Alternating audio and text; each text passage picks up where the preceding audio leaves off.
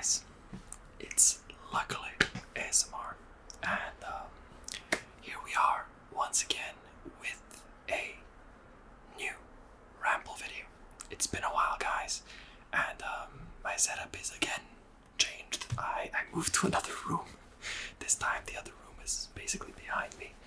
The one in which I did the return of Luckily video. That was like a long time ago at this point. But yeah, second return. Second time's the charm, I guess. As I was saying before, I was rudely interrupted by a car siren blasting 2 times in a row for some reason. Yeah, it's been a while since my previous video. And, or should I say, since the last ramble that I did. But this should be the third video that I release within the next month or so. The other 2 are the tarot card videos that I already did before this one. You can see the cards over there. And this here is Gotham, my cat. He's a cutie. And he's also currently purring. Let's see if I can actually put that on the mic, because he kind of stops purring the moment that he's not being. Maybe you can't hear it, but here it is. Hi. But yeah, he's an adorable little shit. He's scared of everything, and it's really easy for him to just to run away for no reason, despite there being nothing that happened. Loud noises just terrify him, and yeah, he's adorable. And yeah, his name is Gotham. And yes, it is because he's black. And he even has we got him like a necklace. What do they call it? Like a dog? I forgot what collar, like a collar, and it has like a bat symbol on it. But he keeps taking it off because he's an ass. But he's adorable, and he might just sleep here for the rest of the video. I was gonna preface this video with a disclaimer, like chances are like 70 to 30 that a cat will appear, but it already happened. There's also my second cat. If she appears, I'll introduce her as well. But Gotham is a he, and he's a cutie. But yeah, what I wanted to talk about specifically in this video was a bit of an update for you guys on like where I'm at, what's happening, when you might expect new videos and such.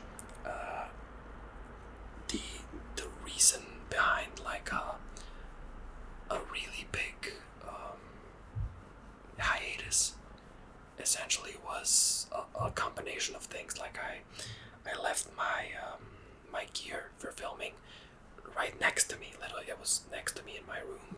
But because it just kept, I kept delaying filming again because of work, or because I was just tired from work. Because it was pretty hard for me initially to balance my work as a game designer and the rest of the time that I had. I just ended up taking this as like the thing that I sidelined because I needed to rest. I really needed to rest, which is, you know, the main reason that I stopped originally anyway. But yeah, I really needed to rest, so I had to make another hiatus. And in the end, because these things were taking up space in my room, I had to move them to the closet. Let's say the closet. I don't know the exact word. It would basically be a basement, but it's just a room in my next to my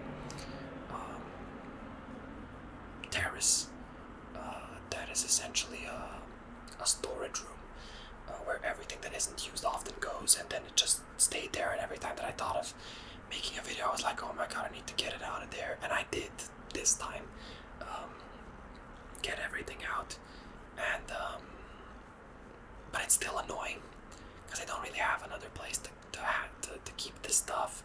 And in this case, I had to make 3 videos within this one Saturday, because I knew I wouldn't have the energy to do it another day.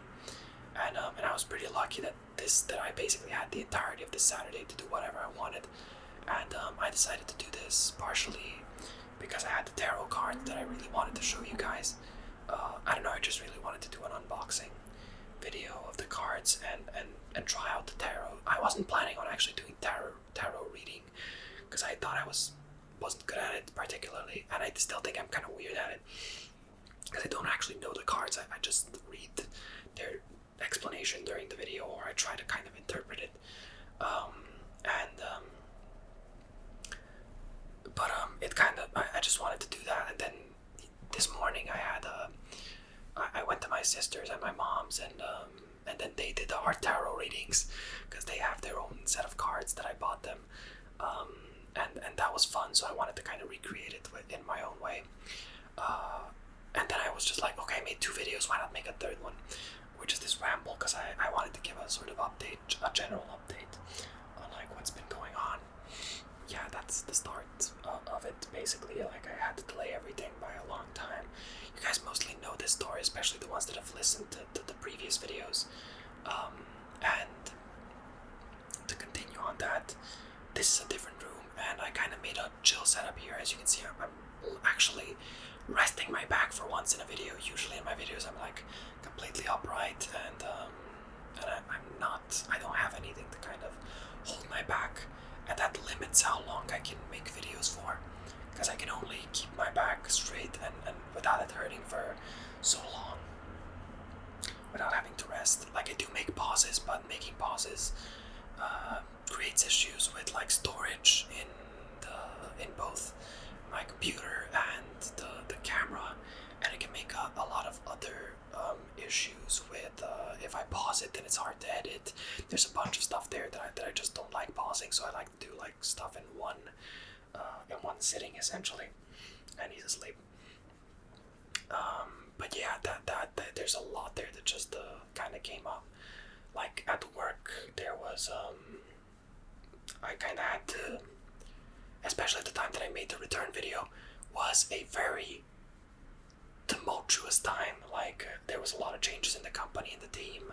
We had to hire a lot of new people, a new producer, and a lot of new programmers, a lot of changes happening. And since I was the basically only constant when it came to the production team, since we were changing the producer, our old producer left, we were changing a bunch of designers because we were like testing out a lot of interns, a lot of intern designers, because we were hiring junior designers, and a lot of them were just not panning out. They were either bad, or they weren't up for the job essentially, or they expected something different,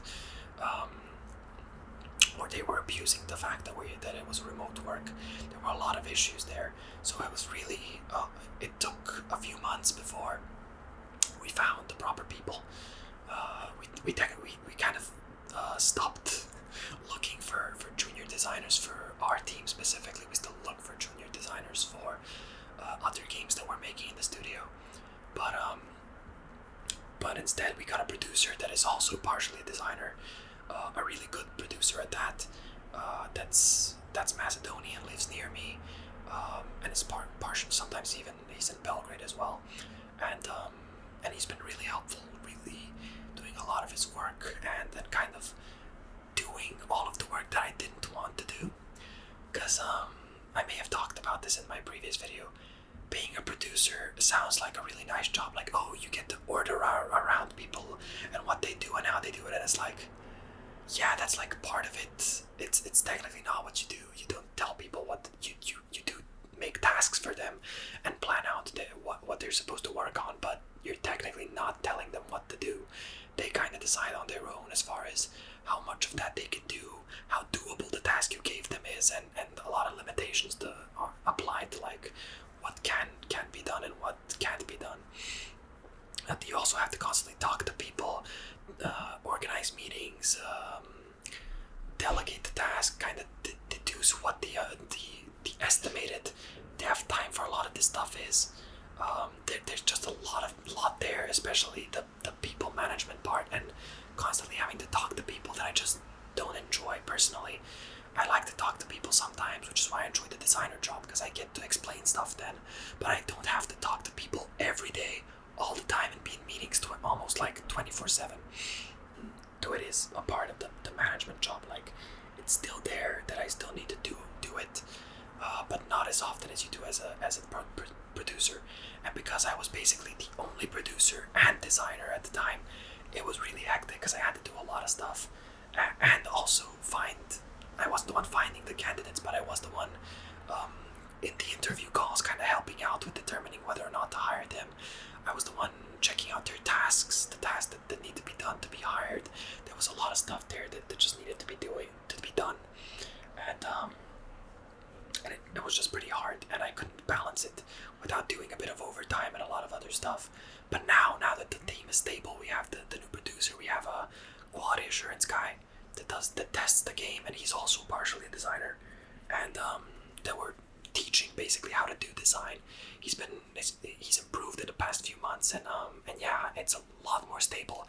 I have a lot more trust in both him and the producer to do their jobs, and it's not just me babysitting them. I can actually give them something and not think too much of whether they'll do it or not, and whether I'll get like repercussions for it, essentially. And there's just a lot of trust there that wasn't there before. So I've been able to kind of stabilize everything. We're in a much better space and place, and we just, the game is so close to release in a way. We keep delaying it slightly because it has more and more stuff that we want to add into early access, that it just ends up being taking a lot longer to do than expected, and we just want it to be as good as possible at the beginning, rather than having to patch it or add stuff afterwards. Because, like, yes, early access is there to get feedback, but we already get a lot of feedback. So we want to get the game in as good of a state early on, so that later on we can make it even better, essentially. So that we can have a good product and then have an even better product as we continue later a game, essentially. And yeah, that's the work side of stuff, where I've just had to do all of that. And then there's the life balance, where whenever I wasn't working, I just wanted to rest. I wanted to play games, I wanted to watch something, and at that point, at some point, like when I finally got to an amount where I was like, okay, now I have a lot of time to watch stuff, to play games, to read books, to do a lot of stuff outside of just work. It finally felt like it was the proper time to start maybe making these videos again, and to get out some info to you guys and get some new stuff to you guys. And I had a lot of ideas while I was out, while I wasn't working, while I wasn't making these videos, on like what I would do and how I do it. And I kind of want to do it in a way more chill way, where I'm not trying as hard to kind of expand the audience and make content that's fresh. I just want to do stuff that's cool, that I enjoy, that's fun, that sounds interesting, that you guys might be interested in, and just do good stuff, just something that's enjoyable. I know I've already talked about this a few times, but I always kind of go back into the business side of things, where I try and let's make as big of an audience as possible. Let's try and get as many views. Let's try and increase retention and stuff. And it's just it becomes tiring, because you start to look at so many things, and you start to read books, to watch videos, to look at so much useless stuff that just doesn't help, really, truly. So yeah, it was, when I find it's really hard to get out of that kind of loop, and feeling like you need to do more, like you're supposed to do more, when in reality it's just just do as much as you can and try your best. Yes, there is a level of adaptability and kind of adjusting your work and the stuff that you do, so that it's better than it was before. But at the same time, it's you can't always make everything perfect. Not everyone cares about it being perfect, and there's just a lot of factors there that you can't account for, that are just gonna be there. And yeah, my second cat is here now. Though my first cat is eating my laptop for some reason. But yeah, there's just a bunch there. There's my cats. that always have something with them that needs to be done.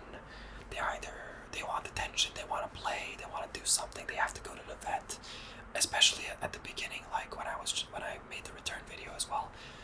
That's when we just got the cats, and when we were just starting to kind of see how this whole dynamic in this new apartment was gonna be. Are two cats enough, or is it really hard to have two cats, or is it manageable? How that's gonna work and all of that stuff. And here she is. Hello. Welcome to the video, Biscuit. Come here. This is Biscuit.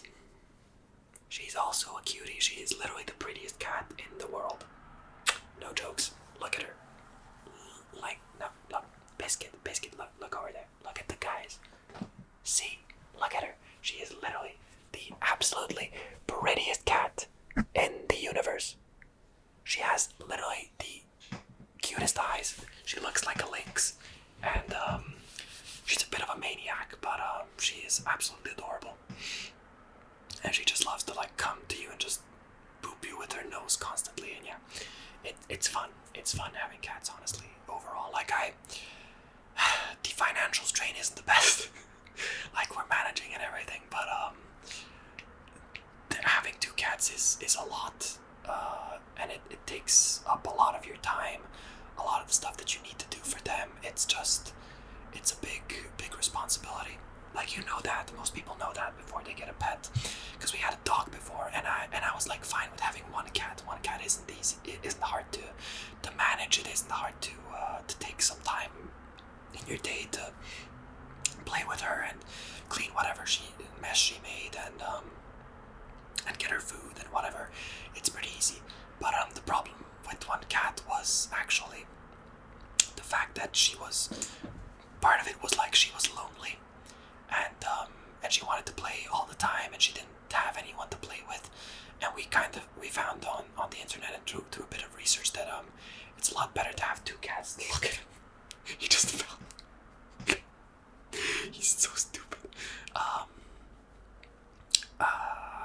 It's better to have two cats, because then two of them can be each other's playmates, and then they don't go around scratching furniture, eating everything that they find, destroying stuff, wrecking everything there. They play with each other, and that's enough to them oftentimes. And they have their own scratch post over there. They have what they need, basically. And when there's not two of them, it's a lot harder. Because just one of them, it gets really boring, especially if I'm at work and I kind of can't give her attention. Because Biscuit was the first one that we had, and you know, it's just hard. It's hard to kind of manage everything. So having two cats is definitely easier. It's a weird combination. It's like it's easier to have two cats in the sense that they can play with each other, and there's less to manage. But at the same time, it's more of a job to have two cats, because you need to spend more time with both of them. You need to do more stuff and buy them stuff. You need to get more stuff for them, more toys, more food, more litter boxes. There's just a lot that they need. So it's a double-edged sword. There's better stuff, there's worse stuff there, and yeah. But overall, I love them. I love them to death, and I never thought I'd be a cat person, and I still think I like dogs more, but dogs are just so hard to manage. It's so hard having a dog, but it's so easy having a cat. Like, cats are so self-reliant. They don't need humans that much. Like, they do stuff on their own anyway, if you give them enough stuff to be able to do. And it's just they can make their own fun, while dogs really can't. Like, even if you have two dogs, the two of them aren't enough for each other. They need human attention. They need constant supervision. You constantly have to take them out. Cats can just be inside. It's just a question of like where you live as well. Like, if you're in a flat, having a dog is a big no-no, because if it pees or shits anywhere in your flat, good luck to you with getting that out, or teaching it to not do that. it's also a question of like how often can you go outside and get dressed and like go to a park or somewhere there is space to actually or a park, a pet park or dog park or whatever, to do this stuff. If you're in a house, it's a lot easier because you can just go to your lawn or your yard or wherever, and they can just do stuff there. But if not, then even if you're just in a house, it's still a lot easier because you're likely on ground level. But if you're in a flat, it's chaos. Especially if you're in a flat that you don't own. And this isn't my flat. This is my dad's flat, basically. I don't know. It's just weird. It's weird. Biscuit, get down from there. I can't. I want to shout, but I can't. She's on the table like an idiot. Okay, that went well, relatively. But yeah, that's just like a lot of stuff happening, and I've managed to get through it. Managed to get better at everything and managing everything at just balancing my life out, which was really hard at the beginning. Like, I felt really stressed out. It's still a bit stressful managing everything because like going from university and the strain that you have then, and then just having free time the rest of the time, and having your parents or somebody else kind of take care of you, to having an 8-hour job every week, every day, that you have to go, that has a lot of responsibilities, that is, in my case, a dream job, but still it's a lot, because like 8 hours in a day, unless you wake up at 7 in the morning and work till like 3 p.m. and then you have the rest of the day to like the other half of the day to do. Unless you do that, it's really hard, because I usually wake up at like 8 to 9, usually 9, and then I work to 5, and that usually goes to like 6 because I make a break somewhere in between to like have lunch or something, and it's like 6 o'clock when you finish. It's already nighttime usually, and you're just dead. You're dead. You still need to do some other stuff. You need to like make dinner, do stuff with the cats, make up a bunch of other stuff, and then what you have left out of that day is almost nothing. Literally almost nothing. And the best thing you can hope for is like the weekend. And then on the weekend you kind of have to get groceries. You have to do some other stuff. I don't know, if you have a significant other, maybe go on a date, hang out with them, do a bunch of other stuff. It's complicated, and it's so annoying. It's so annoying. I guess adults tell you like how easy you have it, and it really feels like it's not easy because you're under a lot of stress when you're at university and at school. I think it's definitely a different feeling. I, for one, I don't feel under the same amount of pressure as I did in university with my job now. Like, I feel a lot more relieved. Like, there's a lot more freedom in what I do. Like, I'm the people that kind of rely on me have the trust in me, and I have to trust in myself to do it, because I'm already used to the workflow at this point, where I know what I can do, I know what I can't do, and what I shouldn't do, and it's not hard to do the stuff that you need to do when you're used to it. And the biggest nerve-wracking things, especially now that I have, because now I'm working on a second project, a smaller project, where I have clients and I need to talk to them once a week, and that's fine in itself. Like, the project isn't hard to manage, but I still need to take the Friday that I need to work on this stuff, to organize everything, organize all the work that we've done, look into everything, all of the changes that have been made, and then organize how that meeting is gonna go, talk to them, and that part is the most nerve-wracking. It's just talking to the clients, getting feedback, hoping that they like what's been done, and that they don't kind of overscope the project into something else, and that we don't end up like screwing up the project and making something that wasn't the original plan, or just tarnishing the reputation of the company, where it's like, these guys have no idea what they're working on, like what they're doing, because like we do know what we're working on. It's just working with clients is a mess. It's like, I appreciate that a lot of people have their own ideas and they want their own things in their own way, but a lot of people, and especially a lot of clients, this the same thing with like graphic design and with artists when they get commissions, and just a lot of these situations where people don't know what they want exactly. They think they do, but in reality they have just a vague picture in their head of what they want, and the scope of that just gets bigger and bigger, and they can't constrain it. They want it to be ginormous, but they don't want to pay for it. They just want it to be that for as low of a cost as possible, which, you know, makes sense. Everybody wants to get their money's worth or as much as possible from their money, but at the same time it's like it's unrealistic to in a lot of cases to expect something at like an extremely high level but not pay a lot for it. The fuck? Basically just got scared of a cable or something.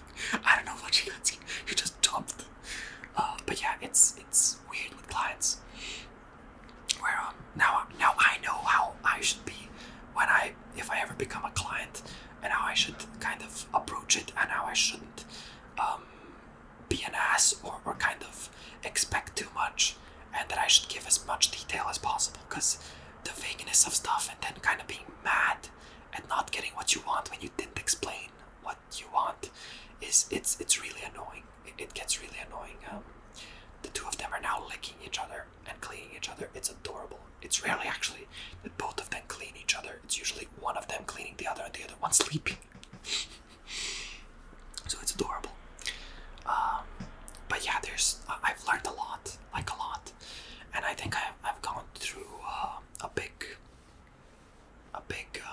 revelation, kind of, in my life, where I came to the conclusion that like what I'm doing, just doing work and nothing else, and the rest of my life just being watching TV shows, just watching TV shows or playing games and doing stuff like that. It's not enough to have like a fulfilling life, in my opinion. It's not for me. I do want to do that. Those are some of the most fun things that I like to do. But I also want to work on my own stuff. I kind of want to explore the world. I want to also read books, which I rarely do because they feel like a chore at times. I just want to experience a lot of stuff, and I feel at times like I'm limited by my finances, which I'm truly not at times. Like, I can do a lot more stuff, but until my girlfriend finishes college and gets her own job, I am still kind of limited to some things. But at the same time, I want to do so many things, and I feel like I want to do them as fast as possible, and I just can't. Like, I want to kind of get into a financial situation where I'm more than stable, where I can both afford what I have and potentially have the chance to get to explore more, to go on a vacation, to do something else. Because right now I'm basically even almost I'm putting a bit away for savings, but overall I don't think I'd have enough for a vacation or for anything else outside of like emergency expenses. So I want to get to the point where I can do that type of stuff and feel comfortable with it, and just feel good about myself and about the situation that I'm in, and be able to do a lot of stuff that I'm just not able to do currently, and that just aren't up to snuff as far as my expectations go. Like, yes, I have a lot more than a lot of other people do, and I appreciate that all the time. I am very appreciative of the fact that I can even make these videos, that I can live in a flat with my girlfriend, that I can have the job that I have, and have food and clothing and a warm bed. I'm extremely appreciative of that oftentimes, which I know some people aren't and kind of take for granted. But I like to just take a day almost every month and just be like, damn, I have so much actually. Like, and yes, you know, it's a human thing to always want more. But yeah, I think I'm getting to a point where I'm understanding myself a lot better, knowing what I want, and just getting in touch with my feelings. I think that was the most important thing to kind of come to terms with in recent times, at least. But yeah, that was about it for what I wanted to talk about. There's a bunch of other stuff that happened in between, but for the most part, that's like the TLDR. I hope you guys have been well as well. I hope that the 3 videos that I've made now and are gonna like be good for you guys and kind of give you a refresher and a constant stream of content for like this month or so, and that I can then do this again in like a month or so and have time to do this and make something different. Hopefully, maybe I actually wanted to do mouth sounds, but I never got to it, and some other stuff as well. But I hadn't, because I made the tarot card stuff. That was already a lot, so I kind of used up all the time right now for this weekend. So it is what it is. But thank you guys for watching, and I appreciate you listening this far if you have, and I hope that you enjoyed this entire video and that it's been fun for you and that you like listening to this stuff and that it's relaxing, or that you're asleep honestly at this point, because I just enjoy this. I enjoy making these ramble videos, just talking. Maybe some of you get some useful tips for your life or for something else and understanding what you want to do. Maybe the tarot card readings define your life and you feel like it's something that's gonna be really helpful to you. Whatever it is, I just hope I've been helpful with this and my older videos as well. And thank you all for your comments and your wishes for me to come back. I'm trying my best, and I hope that I can do better with these videos and everything else. And yeah, that's that for now, guys. I'll be seeing you later then. Talk to you later, and don't forget to comment anything that you want to say, and I'll try and comment and answer. I haven't been looking at comments recently. I really need to go through a lot of them. But thank you all for watching, and I'll see you guys next time. Bye bye.